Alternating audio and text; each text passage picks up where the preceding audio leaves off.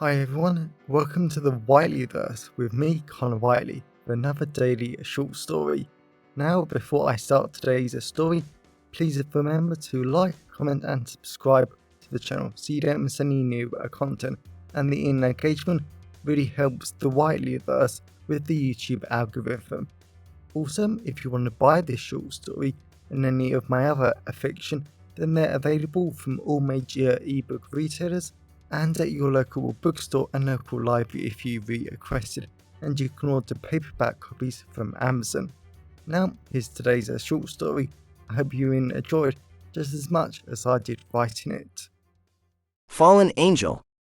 The sweet, refreshing aromas of burning mint, sage, and rosemary filled my senses as I, William Tyler, went into my grand hall to see what on earth all my followers were so interested in. I forced out an angelic smile that reached my violet eyes as I saw all of their beautiful, tasty faces. My followers had thankfully prepared the golden grand hall for my arrival. Cute bronze pots of burning herbs filled each of the four corners. A small haze of extreme heat blurred the air just above each one, and refreshing smoke diffused from each of them. The golden walls were covered in fresh paintings of myself, with a bronze holy aura around myself, as I dazzled my followers with my holy light. Of course, I had no power, I had no faith, and everything I preached was a lie. Yet people liked coming back for more because I promised them paradise, and it gives them hope, happiness, and escapism from their everyday life. Making people happy is all I want. There were so many men in crisp white shirts and jeans coming over to me, just hoping for a breath of wisdom to come out of my angelic mouth. I smiled at everyone, and they looked like they were about to have a heart attack. Their wives clung to their arms in their tight black, blue, and red dresses that were meant to bring them good luck over the winter months. There were even a handful of teenagers with messy black hair, loose white t-shirts, and oversized bootcut jeans that must have been a part of some fashion trend that I seriously didn't know about, or even want to know about, for that matter. A small group of tall men in white shirts, trousers, and they held boxes of expensive wine for me, came forward, knelt, and gestured me towards my golden throne. I hated the damn thing, but I went over to it. The golden throne was simple, solid, but it was so cold, so uncomfortable, and it killed my back after a few hours. I know I was only young, but you try sitting on a solid gold throne for hours upon hours, listening to silly people talk endlessly about their lives. Your entire body would ache too. My lord, an elderly man said with deep frown lines, "We captured this creature for you this morning. It must be saved, it must have paradise, and it must see you." I grinned, whipped out some golden ornate metal fans and pointed them at him. "Remember, I am the chosen one, the word bearer and the paradise walker. You do not give me orders." 3 men grabbed the elderly man, brought him forward, and I zoomed towards him. In a flash, I slashed his neck, chomped off his head, and I was sitting back on my throne. My followers smiled, gasped, and their eyes brightened at my supernatural speed. He is free of his mortal body, he is free from the pain of existence, and now he is in paradise. Everyone cheered, everyone jumped into the air, and a man laughed. Everyone fell silent. My followers stepped to one side, and a humanoid creature came forward. I smiled. The man was tall, completely naked, and 2 massive gray wings grew out of his back. The wings might have been made from fine white angelic features once upon a time, but was clearly a long time ago. The creature's wings were gray, the features were burning away, and even the wings seemed to be crackling as if from old age. I doubted the creature could even fly. I stood up, went close to the creature, and he grinned at me. The creature revealed his blackened, cracked teeth, and he was missing a good chunk of them too. I doubted any of this creature was still intact. It was almost like he had been thrown out of heaven, crashed, and left for dead. "Who are you?" I asked. The creature took a step closer. He looked into my eyes, and I realized for the first time just how tall this creature was. He was easily a foot taller than me, and he had such a strong aura, even though it was fading. I forced myself not to bow in front of the creature, but I was the word bearer, and no one told me what to do. A moment later, I noticed some of my followers were starting to stare at the creature. They were smiling, grinning, and they were adoring him. Him of all people. He had such an aura of power, authority, and divine hope that he had to be an angel. And he was here trying to take over my religion, my life, and my followers. That was not happening. He was a threat I had to deal with, kill and end before he destroyed everything I had built. That, and I really wanted to go back down to my underground chambers so I could continue eating that delicious, juicy, succulent follower of mine. She was so tasty with a splash of rich olive oil sauce, a dash of basil, and a hint of sea salt. Sheer perfection. I giggled. You are so powerful. You are so amazing, and you are so gifted. My followers grinned at my holy words. You must go to paradise, because I can see how bad of a state you're in. It makes me want to cry, hug you, and support you. I hate seeing people in pain. The angel laughed. I am not here for your paradise. I am here to kill you, and fall even further into damnation. My entire body froze, my stomach churned, and my heart leapt to my throat. I actually believed him. He could certainly kill me, and there was nothing I could do to stop him. Not a single thing.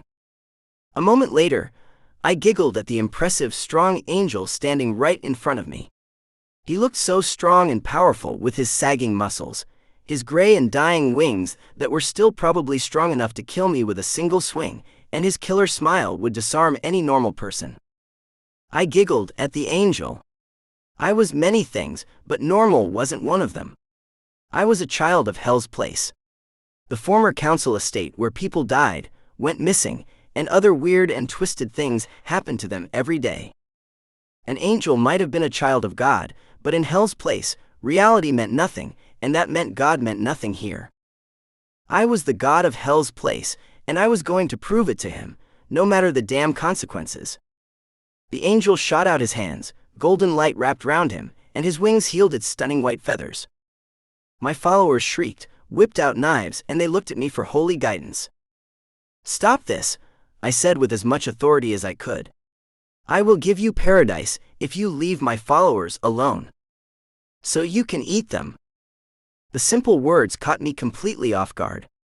It was impossible for him to know that I killed, ate, and devoured my followers to get rid of all their pain, and it meant they got to live within me forever. They were granted immortality by living inside my body forever. I was their salvation, their paradise, and their only hope for survival.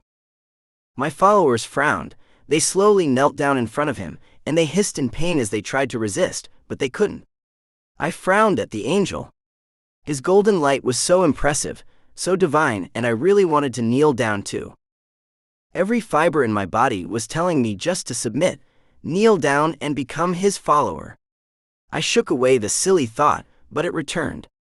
He was an angel, he was the Son of God, and he was everything I was meant to be. I was a liar, a fraud, and I was nothing compared to him. Bo, the angel said, looking at me. I shook my head, forced myself to stand perfectly straight, and I flapped my ornate metal fans. Thankfully, a refreshing hint of burning sage, mint, and rosemary filled my senses. Killing is against your father's will, I said as a matter of fact. I needed more information, and this angel was going to give it to me. The angel laughed. I know. That's the whole point. The more I kill, the more sex I have, and more sins I commit, the further I fall. I forced out a smile that reached my eyes. You are so right, so intelligent, and you are a gift to humanity, I said, grinning as much as I could. Humanity is so lucky to have someone as strong, determined, and free as you. The angel moved uncomfortably. I touched his shoulder and my hand burnt slightly in the golden light. You deserved everything you possibly want. You deserve power, fame, and you deserve to be God himself. The angel grinned. The golden light turned black, and I felt like I was being watched. An icy chill ran up my spine, and I knew who was watching me. It wasn't God, it wasn't a divine being, and it wasn't anyone from the Christian religion. Edward Hales himself was watching me. The crazy, demonic, twisted lord from the 1800s, who owned and ruled the land Hell's place was built on.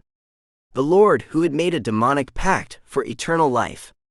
The Lord who had forged me into this wonderful demonic form. He was here, and that was never good. I had to survive, I had to please him, and I had to save my followers. My followers were all kneeling now. Massive grins painted their faces, and their eyes were cold and glassy. "Come into the fold, you wonderfully strong angel," I said, running my hands over his saggy abs. "If you submit to me, you will be unstoppable. You can have all the sex you want, all the alcohol you want, and you can break all the commandments you desire." The angel grinned, his teeth formed into fangs, and I could feel the delight radiating off him. "Go on," I said, "break a commandment for me right now.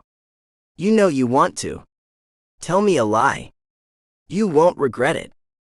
"I love being a child of God," the angel said. He screamed in pain, his eyes glowed blood-red and his fingers became talons. I giggled, I whipped out my ornate fans and I zoomed at him. I slashed his throat, chomped off his head, and a magical force gripped me midair. I tensed and I felt the immense presence of Edward Hales standing right next to me. I gulped. Edward Hales might have been over 200 years old, but he didn't look a day over 24 years old, in his shiny black suit, blood-red eyes and snake-like tongue. Edward took the angel's head off me. He sliced his arm and he mixed his blood into the angel's brain. "You did very well, William," Edward sighed. "This is why I do not check on you very much. You are brilliant, resourceful, and you will give paradise to all those you deserve it."